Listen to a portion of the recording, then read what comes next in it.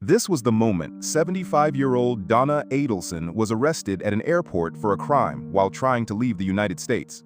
Donna, who is also a dentist, is accused of paying the hitman who killed her son-in-law, Dan Markel. Police say the trouble started in 2013 when Dan Markel, a Florida State University law professor, divorced Wendy Adelson, Donna's daughter. The divorce led to a bitter custody battle over their two young sons.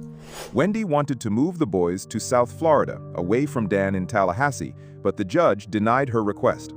Prosecutors say Donna wanted her grandsons nearby, so she decided to remove the obstacle, her son-in-law. She even suggested to her daughter that they pay Dan $1 million to agree to the move, but that plan was never officially done. Things got worse when Dan filed a motion to stop Donna from having unsupervised visits with his children. He said she made negative comments about him in front of the boys, which they later told him. At this point, Donna reportedly planned with her son, Charles Adelson, to solve the problem. According to the police, Charles then hired two hitmen through his girlfriend at the time to carry out the murder. And on July 18, 2014, the hitmen shot and killed Markel in his garage. The police later arrested the two hitmen and Charles's girlfriend. One of the hitmen agreed to cooperate with police for a deal.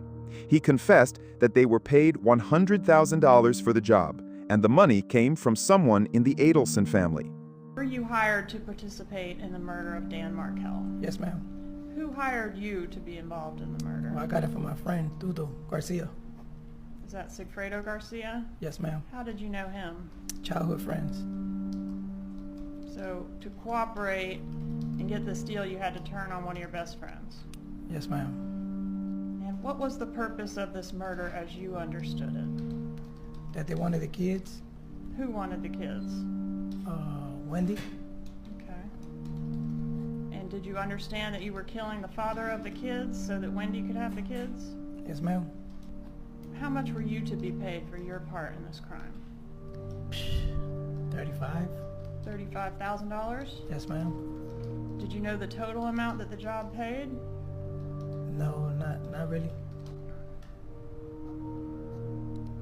Did you know how much Garcia got? 40, I believe. $40,000? Yeah. And did you know how much Katie got? No, I don't know. I can't remember. But I think it was like 40. I think it was total would be like 100, something like that. Okay. Somewhere in the neighborhood of $100,000. Yes, ma'am. Was it a one-time payment or was it a payment that occurred over time? It's what you got. No, it's a one-time payment. Since there was no direct evidence linking Charles or Donna to the crime at the time, the FBI launched an undercover operation. An agent posed as a friend of one of the hitmen and threatened Donna, demanding money to stay quiet. After several phone calls and meetings between Donna and the undercover agent, the FBI was able to directly link the family to the murder. Charles Adelson was arrested in 2022, and in 2023, he was sentenced to life without parole. Just days after his conviction, Donna and her husband rushed to get visas and one-way tickets to Vietnam, a country without a U.S. extradition agreement. But authorities caught Donna on the jetway at Miami International Airport before she could leave.